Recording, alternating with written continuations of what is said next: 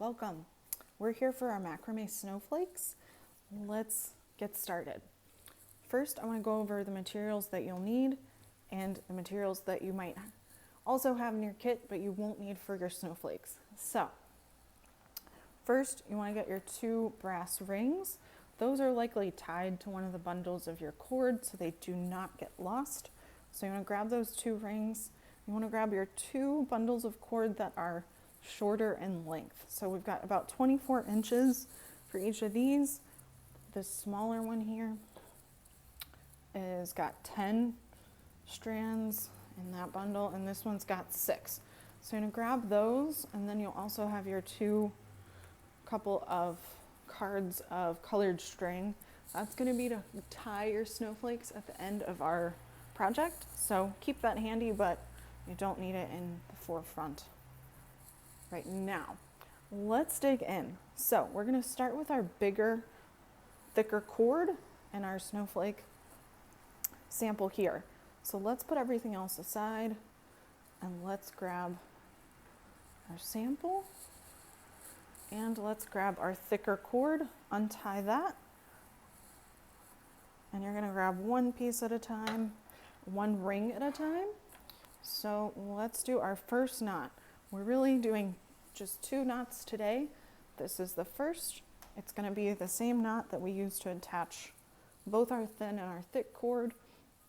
It's going to be the same knot that we use to attach our cinnamon to our cord in a little bit. So you want to take your cord, double it over. You want to make sure the ends are about exactly the same.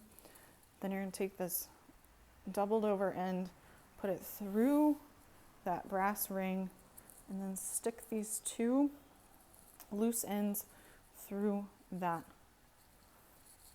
loop and pull. So this is called a lark's head knot. It's also called a slip knot. It's fairly simple and you're going to become very familiar with it. We're going to do that 6 times total for this snowflake. So again, I'm taking my ring. I call this the front, where I'd have this loop. The back would be the side that has this exposed part of your ring. So that would be front from back. I'm always working on the front. I'm going to stick that doubled over cord through and then stick those tail ends through that loop. Pull those together, pull those good and tight. As you're going, double check that they're about the same length. You don't want anything to be too long or too short, then you'll run out of cord to make your snowflake. So keep those even. We've pre-measured these for you, so you have the right amount, just the right amount. Okay, so keep doing that same exact knot, always working on the front side of your ring there. If you do end up with knots that don't look consistent, you can always take those off and start again. Once we get to our 5th and 6th cord here, it does become a little bit tighter and we have to pull just a little bit to get those to lay flat as our ring is filling in. So take those through that loop and keep pulling.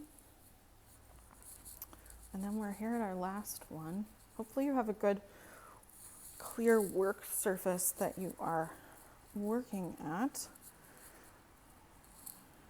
So the 6th one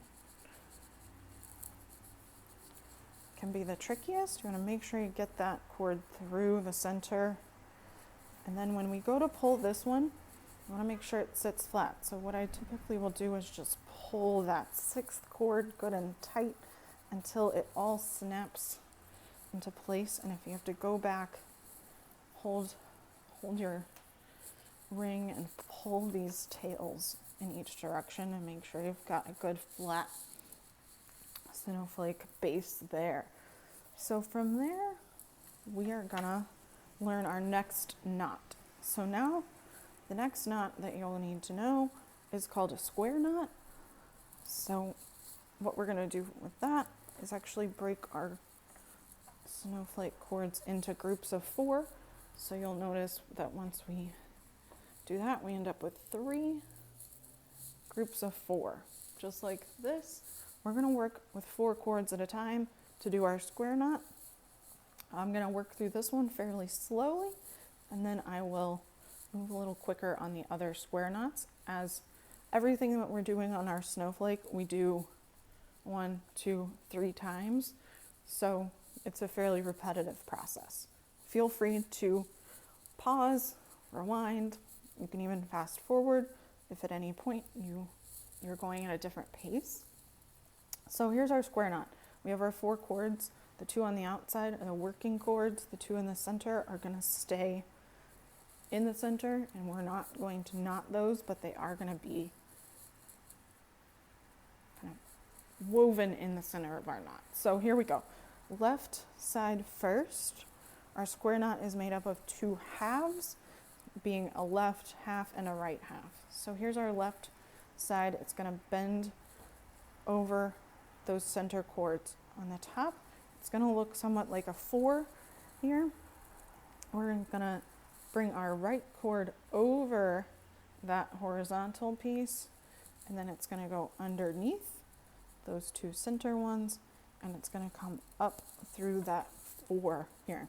So before we pull, we want to make sure we have 2 loops, 1 on each side, and we want to make sure these 2 center pieces are in between those 2. So when we pull that, we want to pull those 2 center cords down. Make sure that still again is laying flat. You can always pull in the center to adjust placement just a little bit. Now that's our first half. That's our left half of our square knot. We're now going to mirror that exact process with our right side. So we take our right cord, and instead of a 4, we get something that looks like a P, as this is curving a little bit on us. So we have our right cord here, our left goes on top, and then our left goes under and up through the other side.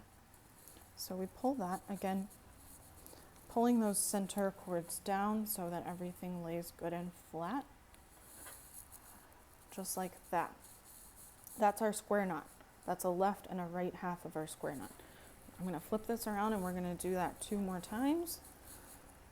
Everything on our snowflake is rather repetitive so that we get a good balanced shape here. So our square knot on the left, once again, we're going to go 4. Our right cord must go over, and then it will come up through that left hand loop. Pull that. We want to make sure our knots are all good and tight as we're working on our snowflakes. For us to get a good snowflake shape and for it to hold its shape when we do hang it up vertically, we want to make sure our knots are good and tight. If we have too much space, then we can get something that starts to have more wiggle room, and when we hold it up, instead of that shape, we may get something that looks more rounded. So if that happens, that's okay. If that's the look that you were going for, that's perfect. If you want it to be more rigid, then just know that your knots need to be tighter and closer together. So we're going to do the right hand side of that knot as we stepped away in the middle there.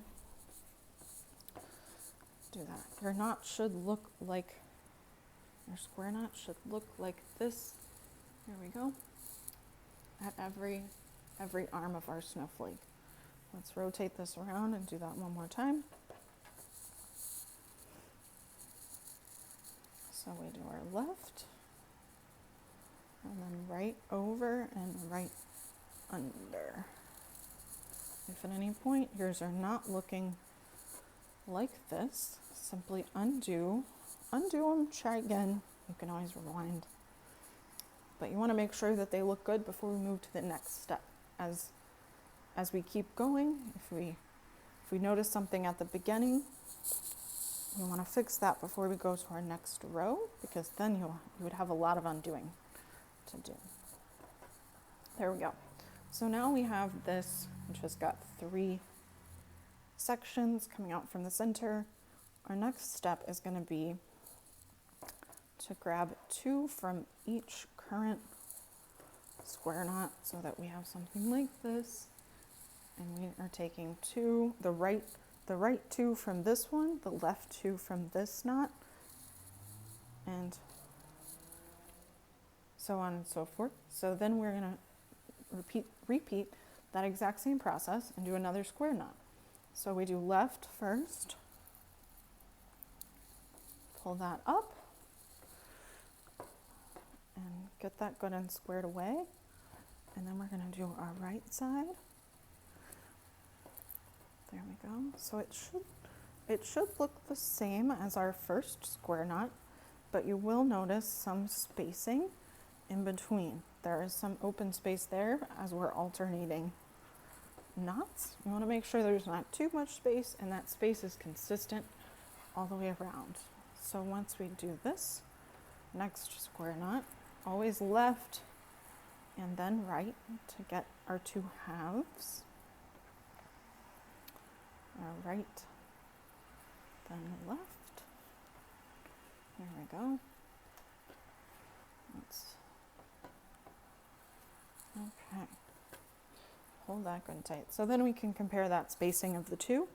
If you need to adjust, hold your snowflake and you can pull these center 2 cords do allow you to tighten up that square knot and also to pull it to one side or the other. So you can use that. Then we're going to rotate this around and we'll have 4 more cords here and we're going to tie our 3rd square knot on this section.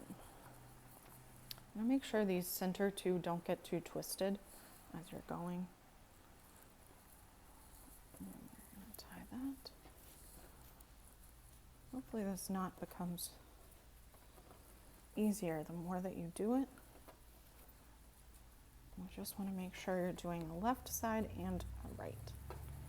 There we go. So then, hold that. At this point you can hold it up. You'll start to see it's becoming a more rigid shape. That's great. If it is not super rigid, then you'll want to tighten up those knots and decrease the spacing in between. Our next step is repeating the same as our last. We're alternating rows. So we're taking 2 from here and 2 from here and redistributing into 3 groups of 4. So this pattern is somewhat repetitive and a great introduction. So we're going to do our square knot here. Again, keeping spacing consistent. We don't want to pull too much. If you pull too much on your snowflake and you end up with something that does bunch up just a little, loosen up your knot. And again, where a flat surface is helpful because you can see what you're working on. If you don't have a flat tabletop, you can work on a pillow or something like that, but keeping an eye on that shape as you go if you're not on a solid table. So there we go, we have our next square knot. We're going to repeat that 2 more times.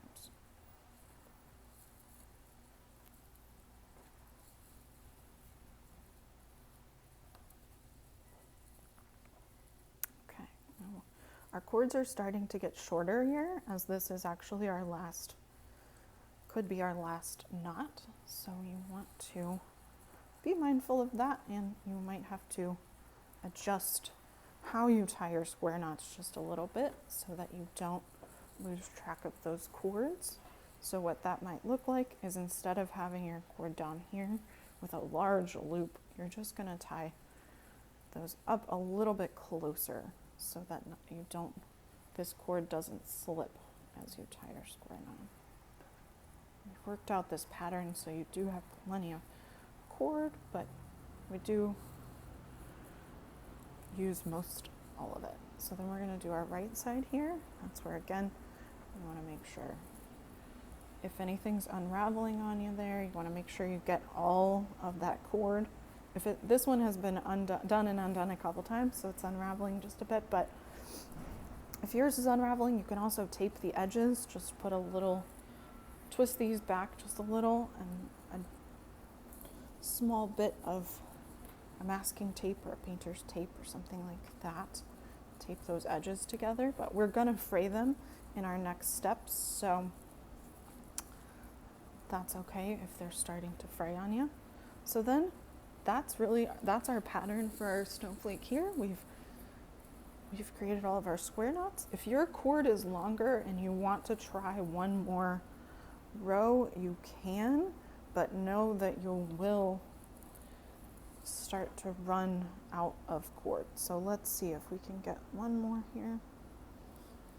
These are all hand cut, so they may vary just a little bit in the actual length from 24 inches. So looks like I can get that knot there. But this one actually looks like it's too short. So I'm gonna stick to this last pattern similar to this one. If you wanna keep going, you have more length, go right ahead. So our next step here, we're gonna take our scissors and we're gonna cut our snowflake down so that we don't have such long arms from each of our knots. So I'm gonna cut these good and short, only about a little over an inch or so. I'm gonna cut all my center ones first. We're gonna cut and then we're gonna fray them. Otherwise we end up fraying a lot of length that we are not even using.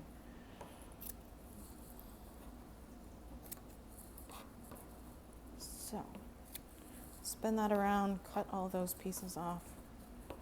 Good sharp scissors will be great help here. And I will cut just one at a time because this cord is pretty thick. You can